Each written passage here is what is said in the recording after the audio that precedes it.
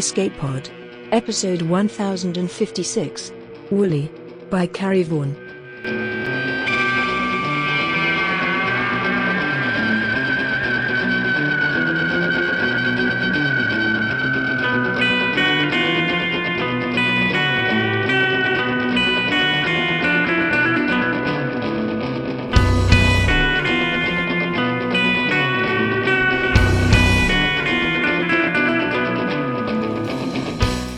Hello everyone, welcome to Escape Pod, the science fiction podcast.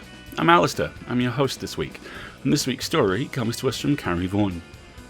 Carrie Vaughan's work includes the Philip K. Dick award-winning novel Bannerless, the New York Times best-selling Kitty Norville urban fantasy series, over 20 novels and upwards of 150 short stories, two of which have been finalists for the Hugo Award. Her latest novels are historical fantasies, The Naturalist Society and The Glass Slide World, about 19th century ornithologists and the magic of binomial nomenclature.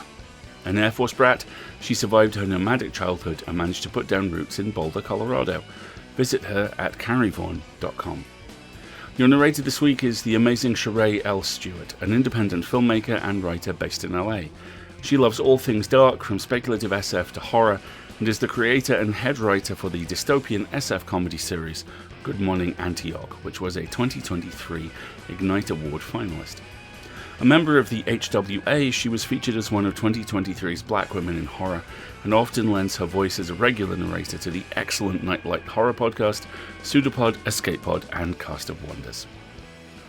Summer's in the Sound Wizard chair, I'm in the booth, and that, despite what it may look like, is not an elephant. To explain why, well, it's story time.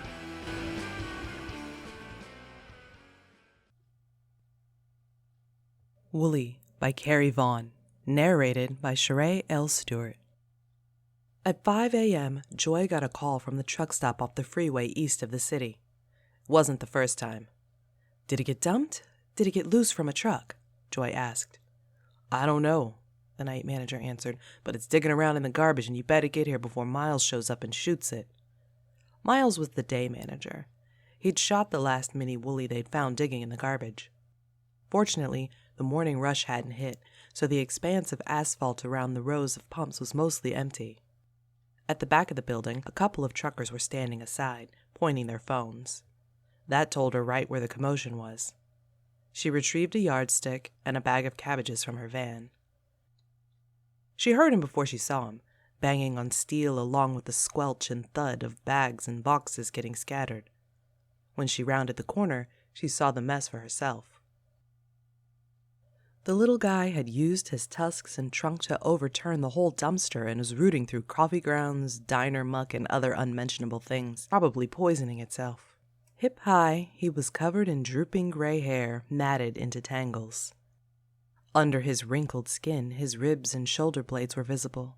The cartilage of his right ear had a tear in it, where an ID tag must have been torn out. This guy hadn't been cared for in a long time. He might have wandered all the way here from someone's backyard. Male, neutered, but he'd still probably hit a hormonal cycle that whoever had dumped him didn't know about or thought they could handle. The circle of truckers and road chippers looking on was growing. Fortunately, folks stood well back, eyeing those yellowed tusks that twisted back on themselves. One of the many genetic quirks the mini Woolies had picked up were tusks that didn't just curl but corkscrewed. It made the tusks useless and awkward. Many caretakers trimmed them off entirely. This one still had his. Hey, do you need help? A well-meaning trucker called to her. I think I can grab it for you, said another. Joy gestured him back. No, it's fine. Really, I have a system. If you really want to help, you can donate at miniwoollyrescue.com. She tried to smile winningly. She approached the mini with confidence, but would have preferred not having an audience. She got the mini's attention with a low shushing sound. He lifted his head. His ragged ears twitched. Hey, hey. She waved a cabbage, then tossed it to land a few feet in front of him. His trunk reached, nosing it carefully, then scooping it up and shoving it into his mouth. Matted strings of hair covered its eyes. He scuffed through the trash, seemingly unmindful of where he was going. He probably couldn't see that well. "Come on, sweetie." She backed up, waving another cabbage. The Minnie's trunk reached, and he stepped toward her. She offered him the yardstick. Minis were generally curious, and he curled his trunk around the stick, feeling it, tugging at it. Carefully, she led it toward the van, talking the whole time. "Hey, sweetie, how'd you end up here? You lost? Or kicked out?" At the van she waited, and the Minnie kept reaching, walking right up to her. No fear, which meant he was used to people. He scooped another cabbage out of her hand, his mouth wide, pink tongue reaching. It didn't fit, and the half cabbage split apart into a rain of leaves. Joy put a hand on the steep slope of the Minnie's skull. He didn't even flinch. This somehow made it worse than if he had been mistrustful and feral. This guy trusted, and someone had still left him on his own unprotected. She hadn't gotten any reports of escaped or missing Minis. That made it more likely he'd been dumped. Pushing his side, she encouraged him to lurch into the back of the van and shut the door behind him. By then, the sun was up, and Miles, the day manager, strode up from the convenience store. He wore a ball cap pulled low over his head. Frowning, he pointed back to the wrecked dumpster. "You gonna clean all that up or what?" he demanded. Joy ignored him, climbed into the driver's seat, and drove away. In the back, the Minnie lurched with movement, but seemed unconcerned, munching on hay and cabbage stowed there. Not a mile into the trip, he circled, lifted his tail, and let out a great stinking splat of manure. Instantly, the whole van reeked. Sighing, Joy opened the window and breathed through her mouth. Cloning a woolly mammoth was a science experiment. Cloning it, then genetically engineering it to produce a miniature version to make it easier for hobbyists to raise them for wool and meat was an opportunity. A business venture. But it was the movie about the little girl who bonded with a miniature woolly mammoth and had an adventure where they escaped from terrorists into the wild, and the mammoth was fatally injured, saving her from robotic killer drones that really ruined everything. Because after that, everyone wanted a miniature woolly mammoth, and it turned out miniature woolly mammoths made really shitty pets. At the farm, Joy stopped at the mailbox at the end of the driveway and shoved the stack of letters into her courier bag. She'd sort the bills from the trash once she got the wayward Minis settled in an isolation pen. Through the gate, the lane led to the back of the property, and a shed and pen set off from the others. The new guy would spend a couple of weeks here until a medical assessment cleared him to join the herd. On the other side of the lane, metal fencing marked the pasture. A few of the female Minis that lived there shuffled up, sticking their trunks through the bars. Penelope was dark gray, with notches in her ears from an old injury she got from tangling with barbed wire. Zoe was a little bigger. She licked the metal bar over and over again, an old habit. Through tufts of wool, her dark eyes gleamed with what Joy could only describe as humor. She called through the window, "Hey girls, I'll come see you in a minute, okay?" Their trunks curled and waved. They chirruped at her. Woolly mammoths didn't look very much like elephants. The comparison was easy to make, but the woolies were a primordial example of the family. Bulky, rangy with exaggerated features. The domed skull and draping coat of hair were distinctive. They were elephants from an alternate timeline, out of place on a modern farm. Yet, here they were. She backed the van up to the gate of the isolation pen so the new guy could trundle right out. He hesitated at the door of the van, trunk curling with unhappiness. He was making nervous grunting noises under his breath. This was probably the first time he'd smelled other Minis since whatever breeding situation he came out of. The air was heavy with the scent of manure, animal musk, hay, and the organic miasma of any farm.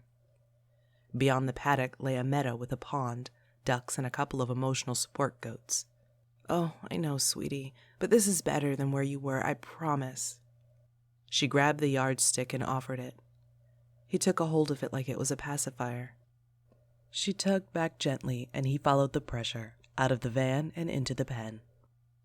After closing the gate on him, she went into the main barn and brought back a few flakes of hay. He burrowed into the pile, throwing some around, stuffing some in his mouth.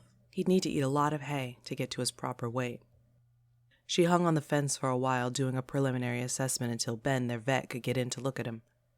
His coat was so matted they'd probably have to shave it. He needed to be hosed off, but not until she got a better idea of his disposition and behavior, see if he'd ever had any training. Once he stuffed a few mouthfuls of hay into his mouth, he looked up at her, tilting his head, his trunk reaching. He marched over so his trunk was within touching distance, and she reached back. His trunk, pure muscle, infinitely flexible, rubbed her arm in a simple greeting.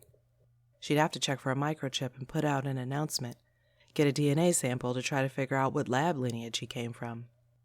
Thankfully, most people dropped off their minis at the rescue when they realized they couldn't take care of them, rather than kicking them out thinking they could fend for themselves. Of course, it would be better if people who got minis learned to take care of them properly, or didn't acquire them at all if they didn't know what they were getting into. After parking the van, she returned to the paddock of cows and distributed cabbages. The girls crowded in, brush tails swishing, trunks plucking vegetables from her arms. They could be so affectionate and personable. She scratched a few trunks and went back to the front office to wait for the next call. A week or so later, Joy and 2 of the volunteers were mucking paddocks when a high-pitched whirring sounded overhead, simultaneously insect-like and artificial. The buzzing was mosquito-like in its annoyance, but too steady to be natural.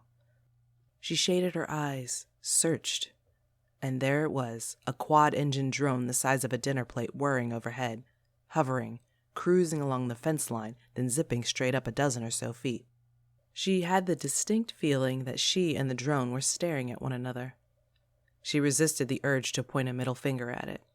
It could have been a reporter looking for a story, or a militant animal rights activist looking, in vain, for evidence of animal abuse. It could have been some local yahoo going out for a spin. When the drone zipped toward the drive by the front office, she peeled off her work gloves, stuck them in her back pocket, and followed. She arrived in time to see the drone sink to the trunk of the dark sedan with government plates. The man in a suit and tie operating the joystick controls looked ostentatiously out of place in the muck and stink of the farm. Joy approached. "Hi, can I help you?" The question held more than a bit of suspicion. The unspoken, impolite, "What are you doing here?" The guy must have been about her age, that mid-30s professional prime with enough experience to exude confidence, but young enough to still have energy. He had an open smile. "Oh, just getting a head count. Thanks." "I'm sorry?" "A head count. You have 9 minis here, correct?" She had to do a mental count. The new one from last week made 9, yes. "Who's asking?" "Are you Joy Reyes?" "I'm Dev Connor, with the U.S. Department of Agriculture." He regarded her expectantly, like this should mean something to her. Confused, she shook her head and he explained. "You should have gotten a notice. We never heard back, so—" He opened his hands as if to say, here he was, making some kind of offering of himself. Joy kicked herself. A week's worth of mail was still stuffed in her courier bag, which she'd left on the floor by the front desk. "I'm sorry, I must have missed it. I've been so behind, and I keep meaning to go through things. If you'll give me a minute, I can go find it." She'd started toward the office talking, and Dev Connor followed, saying, "I can just explain." They ended up in the office, little more than a spruced-up shed, with a desk, computer, filing cabinets, and a few folding chairs from thrift stores. Joy went digging through her bag for something official-looking. Connor stared at the desk. What on earth is all this? He pointed at the pile of wool, a fluffy mound of fiber the size of a couple of small dogs. It was all from Penelope. Mammoth wool. She found the letter, obviously official, with the Department of Agriculture seal on the upper left corner. She would have known about this if they'd sent an email or called, but there was probably some arcane federal law that said they had to send a letter. She tore at the envelope. "Do you shave them?" "No. We brush it out and end up with a big pile like this." "And then what?" She unfolded the letter and looked at him over its edge. "I spin it." She held up the drop spindle sitting next to the pile of wool, and the yarn wound around the shaft. He seemed confused, baffled even, like he'd never considered the possibility. She set down the letter and hauled out the plastic tub of her work from under the desk. "I make yarn out of mammoth wool and then knit it up into stuff. Sell it online and at craft fairs, that sort of thing. It's a big part of our fundraising. See, I attached the names of the minis that it comes from. She found a chunk of chocolatey brown yarn, washed and twisted into a skein. The tag hanging off it was labeled Cleo. She pulled out a couple of hats, a scarf, several mittens, and cowls. The colors ranged from gray to an earthen brown. And that was one of the surprises, how many different colors mammoths produced. Though there was a speculation that some of that was triggered by the genetic manipulation that miniaturized them. The items were all thick, tactile. You couldn't help but need them, experiencing the heavy texture and instant warmth. Mammoth wool was thick, supple, and comforting, like a favorite bulky sweater.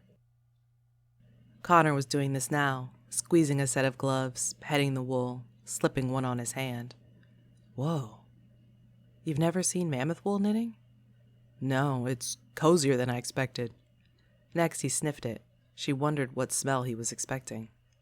We do wash them. They still smell a little earthy. I like it. Miss Reyes, the notice was to inform you of new regulations about keeping miniature woolly mammoths. She was already reading. Took her 2 tries to get through the text, to pick out the relevant information in a swarm of bureaucratic language. This was it. The new regulation requires the termination of artificially produced exotic livestock by May 15th. There were instructions to respond to make an appointment for the supervised removal of livestock for termination by a date 2 weeks ago that she had clearly missed. I'm sorry, what? She read the letter a 3rd time to be sure, and this time could only see the word termination. I was getting a head count so we can provide the proper transportation. No, she said bluntly, firmly. No, why would you do this? Connor sighed and adopted a tone that was more than a little condescending. I'm sure you've been following the hearings. And there's been no new legislation restricting mini mammoths and other clone-derived livestock. This isn't legislation, he said. It's coming from departmental regulations. It's within our mandate. But this is a no-kill shelter, she stated. And your shelter falls under Department of Agriculture rules, so... He shrugged. Why? It was the only thing left to ask. I'm sure you've seen it yourself. When Alpine Genetics commercialized the cloning process, it promised a certain level of oversight of their product. Only selling to certified owners, promising no releases, no problems with ferals. You know exactly how that's worked out. Almost immediately, a black market had sprung up. Certified owners selling minis to uncertified owners, despite promises not to. Attempts at unauthorized breeding, producing offspring that didn't meet original standards, and then, inevitably, the dumping. The market for minis paralleled the market for wolf hybrids. A lot of people wanted them. Very few had the means to successfully care for them. Joy's wasn't the only mini rescue around. And what? The solution is to just kill them? They shouldn't even exist in the first place. This was true. So ban breeding, ban future cloning and genetic manipulation. But don't just shoot the ones that are already here. They'll be humanely euthanized. She put a hand on her hip and glared. Like that changed anything. They didn't ask to be made. He produced another set of documents from an inside jacket pocket. I just need you to sign this release form, and then we can schedule a day for picking up the specimens. They're not specimens. They're living creatures. They have names. Miss Reyes, I don't need your approval, but your cooperation would make this easier. You're not taking my minis. Technically, they belong to Alpine Genetics under their licensing agreement. None of these animals should have made their way to the wider public. Mammoths can't read licensing agreements. Well, yes. So go after the people who set them loose, who dumped them. Do you have a licensing agreement, Miss Reyes? Of course she didn't. That was the whole point. The whole failure of the enterprise. You couldn't put up a fence around these things and expect nothing to get out. So I'm being penalized for cleaning up after other people's messes? Welcome to bureaucracy. To his credit, his thin smile seemed tired. He probably hadn't gotten into government work in order to kill livestock. I won't sign. I'm very sorry, Miss Reyes. I know, you're just doing your job. They stood on opposite sides of the counter. He was kind of cute in that competent urban professional kind of way. Brown eyes, well-groomed hair, the suit fit well. But right now, that was all overshadowed by the rage that was bubbling up. She wondered what short straw he'd drawn to get this gig. Ultimately, I won't need your permission. I'll be calling my lawyer. He picked up the knitted gloves again and gestured with them. How much for these? She snatched the gloves away from him. Not for sale. You don't get any mini knitting. Unperturbed, he set a business card on the counter. Call me after you've spoken to your lawyer. For what it's worth, this is the best rescue operation I've visited. Your animals seem happy. He turned and left. She wiped away tears. Yes, she worked hard to keep her animals happy because it was the right thing to do. And now it looked like it was all for nothing. When a rancher in West Texas tried keeping mini woolies, 3 of them died of heat exhaustion. Another hobby farmer tried shaving one to help it cope with the heat better, but the mini still died, overheated and sunburned to boot. Its hair provided insulation and airflow. The real problem was they didn't have fully developed sweat glands and had no natural way of cooling themselves. They'd evolved in an ice age, after all. The Alpine Genetics designers suggested trying to incorporate some hot weather genes along with the miniaturization. But where did it end? Every tweak came with unintended consequences. Not to mention they weren't entirely adapted to modern grasses and grains. There weren't enough minis for feed companies to try a custom-made formula for them, which left people experimenting with different hay, grass, fodder, whatever they could find. In the meantime, cleaning up after a woolly mammoth with the runs, even if it was a miniature woolly mammoth, was nightmarish. The company didn't release numbers on how many minis were returned under its licensing agreement, but animal welfare organizations estimated it was close to 60%. That didn't include animals who were disposed of without the company's knowledge. Joy called Bess, who answered with a good-natured, "I've been expecting you." "A guy from the Department of Agriculture is spying on me. They want to kill my minis. Can we sue?" "The problem is, they're calling minis a disease vector and a danger to other livestock. Minis are considered exotic and unnecessary. There's a move to introduce legislation to make possessing them illegal." Joy had been waiting for that for years, and she didn't even think banning minis was wrong. But what about the 10,000 of them that were already in circulation? So they can just do it? They can take my minis and kill them. "Joy, I'm sorry. I know how hard you've worked. Can we get, what do you call it, an injunction? Isn't this an illegal search and seizure?" "We can try. I'd even do it pro bono just to see what happens." "Can we get the Humane Society on board? Is there some celebrity with a pet mini we can bring in as a spokesperson? The actress who played the kid in that movie, maybe?" "The sticking point is these animals shouldn't exist." "French bulldogs shouldn't exist, but I don't see anyone trying to ban them." "French bulldogs have been around for a couple of 100 years, and they're cute." "Minis are cute." Yeah, they are. Don't sign anything. I'll make a couple of calls and get back to you." "Thanks, Bess. You're amazing." "I hope you'll still say that if this doesn't work."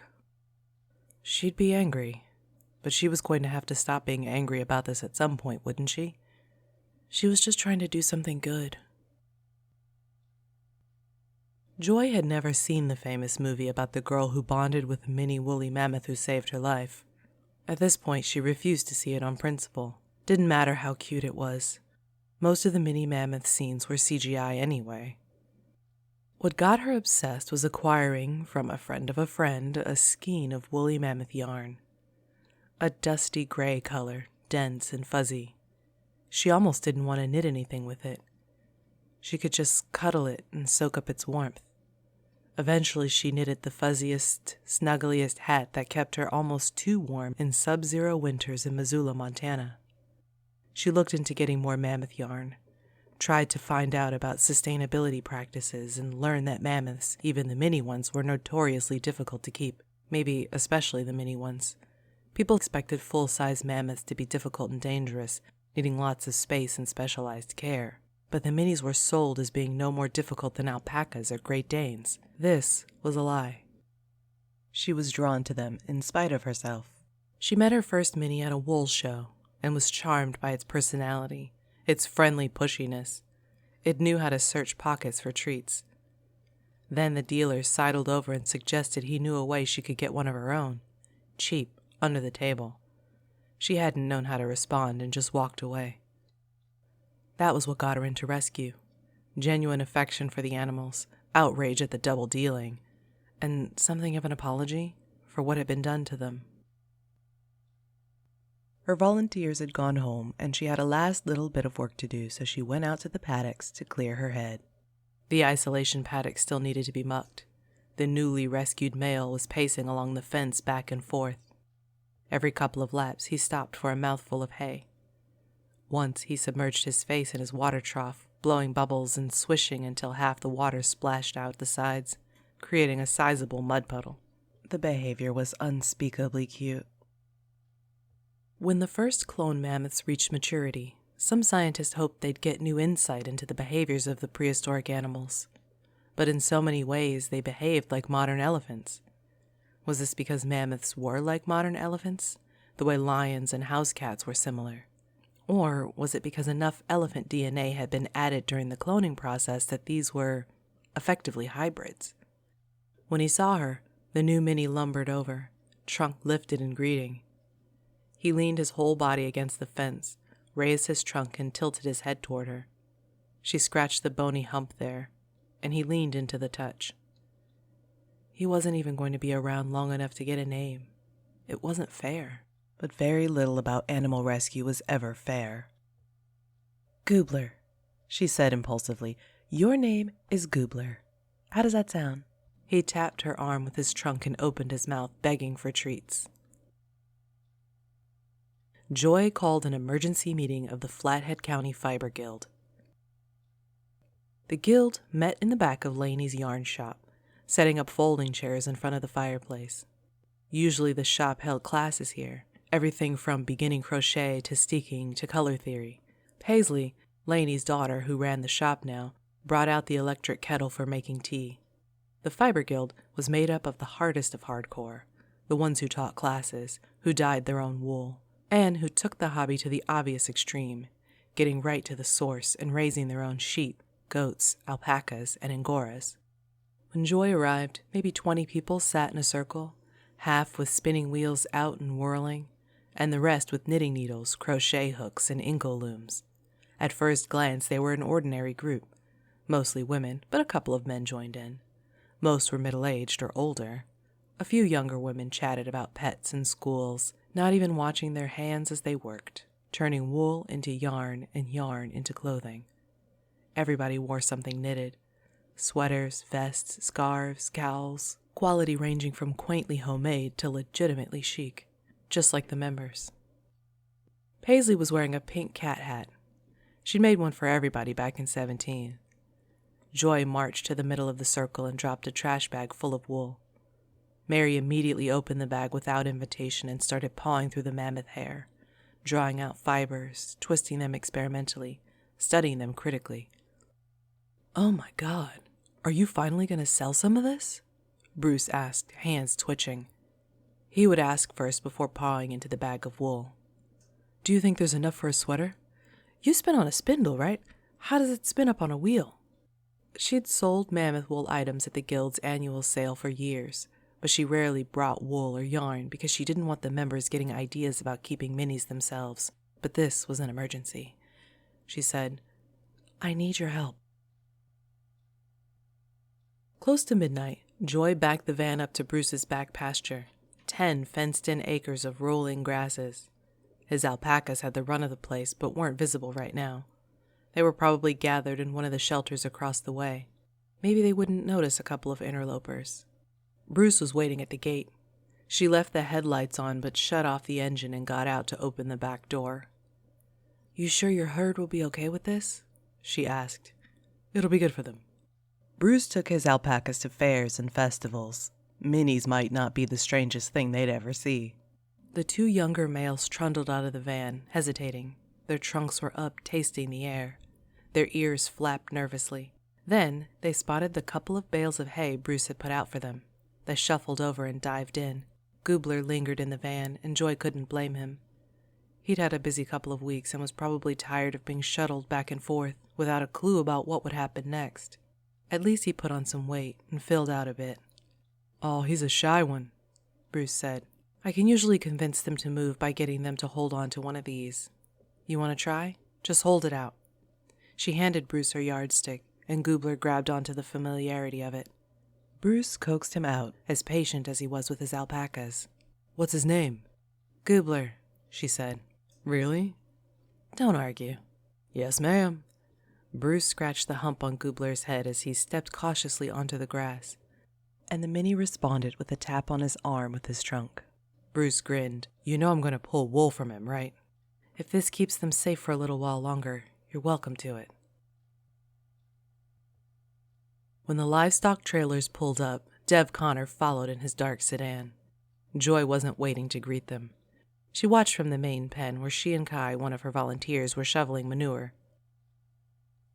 The trucks and trailers barely fit in the turn around the drive. Joy might have hoped they'd all get stuck, but then her drive would be blocked. The grumbling engines were an intrusion, angry and unnatural. Making his way down the lane to the paddocks, Dev Connor managed to dodge mud and piles of manure without looking like he was dodging them, suggesting he had some kind of internal radar protecting his dress shoes. Maybe he'd grown up on a farm. Joy didn't want to think so. That might make her think better of him. He arrived at the fence and studied the surroundings, frowning. Joy leaned on the manure fork and waited expectantly. "They're gone," he'd said rather obviously. She blinked at him. "What's gone?" "The mini woolies." "Oh, Mr. Connor, keeping mini woolies is illegal." He chuckled a little, ducking his head, an expression of patient forbearance that wasn't actually patient at all. "All right, where are they?" "Do you have a warrant?" "That only works on TV." She shrugged. It was worth a try. "Miss Reyes, I will get a court order." This wasn't going to work. She was an idiot to think this would work. She squeezed the fork handle hard to keep her hands from shaking, and barreled ahead with more bravado than she thought possible. She was so nervous she thought her knees might buckle. She was a terrible liar. "It's like you said, I don't have a license to keep minis, so technically I'm not responsible. You should talk to Alpine Genetics." "Miss Reyes," he said sternly. No one had used that tone when saying her name since she was 15 years old. "I'm sorry, I'm very busy right now. I'm planning on bringing in alpacas, and I need to get the place cleaned up. They tend to freak out at the smell of minis." She went back to raking and scooping more slowly and methodically than necessary. A few paces behind, Kai nervously did the same. They reached the inevitable impasse. Connor was the one with the car. He was the one who'd have to turn around and leave. Trouble was, she wasn't sure just how long he would stand there, trying to wait her out. If he waited much longer, she'd start crying. But eventually he walked off, waving as he got into his car. The trucks and trailers ponderously edged around the drive and away. Joy was wearing work gloves, so she couldn't exactly rub her face. She also couldn't throw herself to the ground weeping unless she wanted to spend the rest of the day washing the stink off. So she just laid her arm across her forehead and sighed. Took a moment to consider the surroundings. A bright blue sky and rippling grasses sloping down the hill across from the property. It was a nice day otherwise.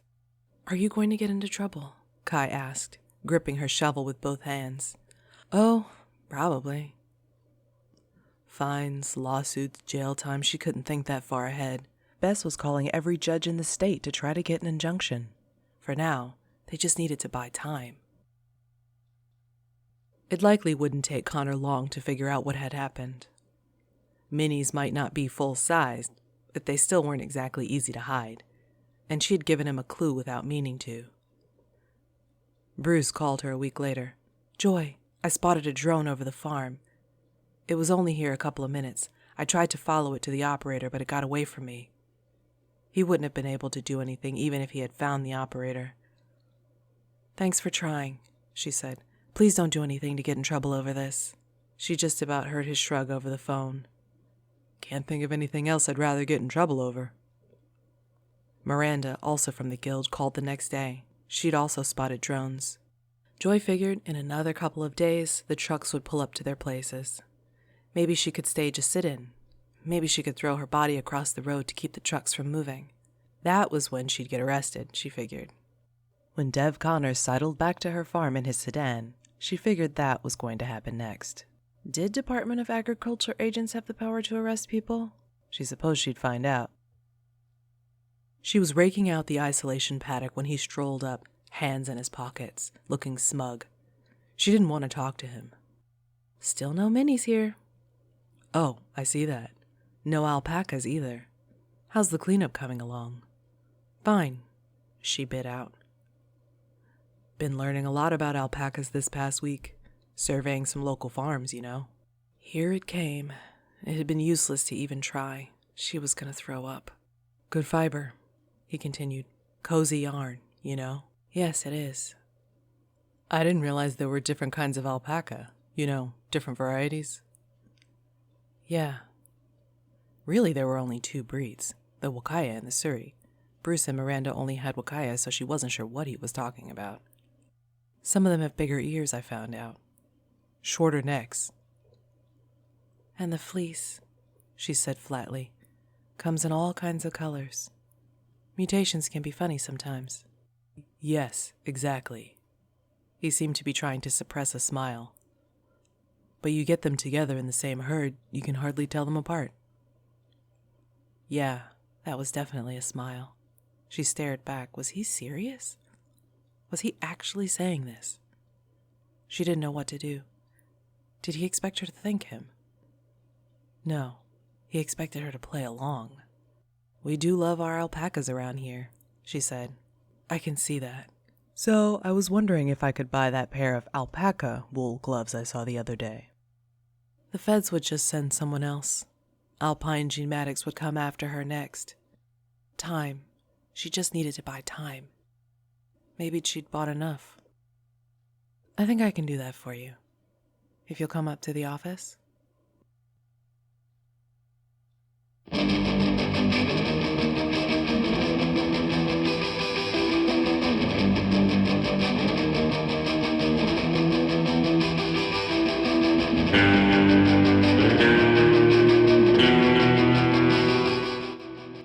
Carrie Vaughan left us a note to go with this story, and it's a really cool one.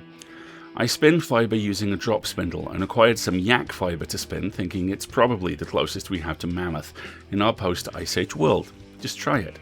I love that, and I love the sense of whimsy and art and compassion and connection with these creatures that sits at one end of this story. This line not only sits at the other, but feels to me like the worst elements of this year distilled into espresso. But she was going to have to stop being angry about this at some point, wasn't she? She was just trying to do something good. I wear a lot of blue t-shirts, and they all have the logos of fictional people who help on them. Superman, the Autobots, the Starfleet Academy crest, Captain America's shield. I do this for 3 reasons. The first is practicality. I'm a person of size. I'm tall, I'm large. These t-shirts are designed to fit someone with my frame. The second is whimsy, which is, as Marguerite will tell you, my patron saint. The third is, I've come to realize, a mission statement. One of the nicest things anyone ever said to me was a friend who once told me, I'm not like you, Alistair, I'm not here to help. My house gods include Clark Kent, Chris Stevens, Benton Fraser, Mark Green, Beverly Crusher, Cassie McKay, and Hank McCoy. Fictional people whose job is to help people be and feel better. I'm not fictional, although I do play fictional people on the radio from time to time, but I am someone staring 50 in the face and realizing the imposter syndrome is finally evaporating. That the years I've spent volunteering weren't a means of medicating the sneaking suspicion I'm not wanted. That everyone is not just being polite. That my consistency is not my invisibility is not my superpower, and my kindness was never my weakness, but always my strength. It still feels like a weakness sometimes. Weekly, in fact, at times, in a year built, it seems, out of terrible global news, but I know it isn't. I mention all of this because I have a sneaking suspicion the Mammoth Sanctuary has a blue t-shirt in its merch store. If it does, I would buy one in a heartbeat and a second to keep in the drawer for when the first one wore out. Here's the thing, I'm watching The Pit right now, literally as I write this in fact, and this story and The Pit harmonize with each other And with that story, I tell myself through those t-shirts.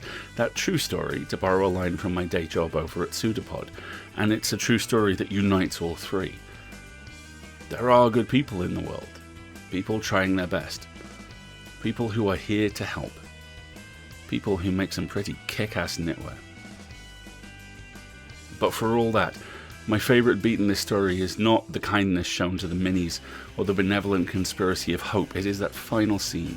The one where two people trapped by a situation neither of them wanted take a moment to slowly enjoy the fact that the worst, cruelest, stupidest elements of the system can be beaten. That they are in fact on the same side. That they aren't alone. And neither am I. And neither are you. And that is 2026 distilled into espresso as well. Thank you, folks. On to the subject of subscribing and support. EscapePod has long survived on donations alone, and even though there's ads now, subscribing through our Patreon remains the best way to ensure we can keep bringing you one story told well.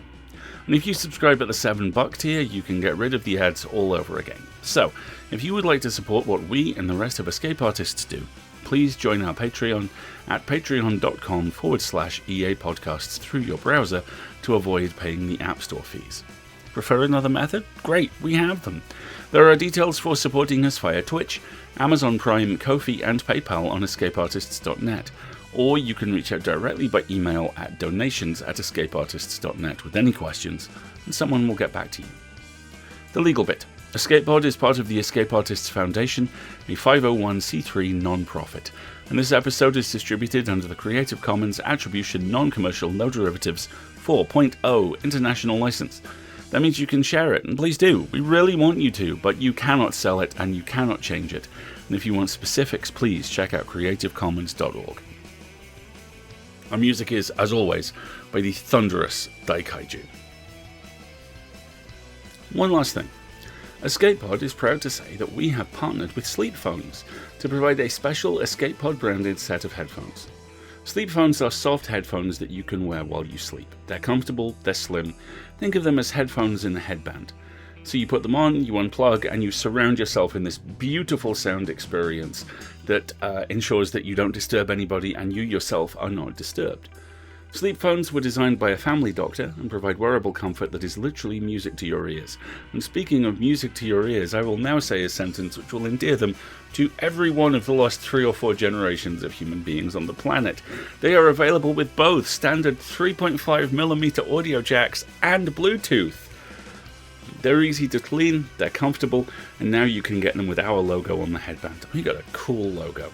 Even better, you can get a 10% discount off your order via the website simply by using the coupon code ESCAPEPOD, which is all one word. Follow the link in our show notes to Sleep Phones, and remember, all one word, ESCAPEPOD for 10% off. We'll see you next week. Before then, please remember, take a hold of the hand that breaks the fall. See you next time, folks. Until then, have fun.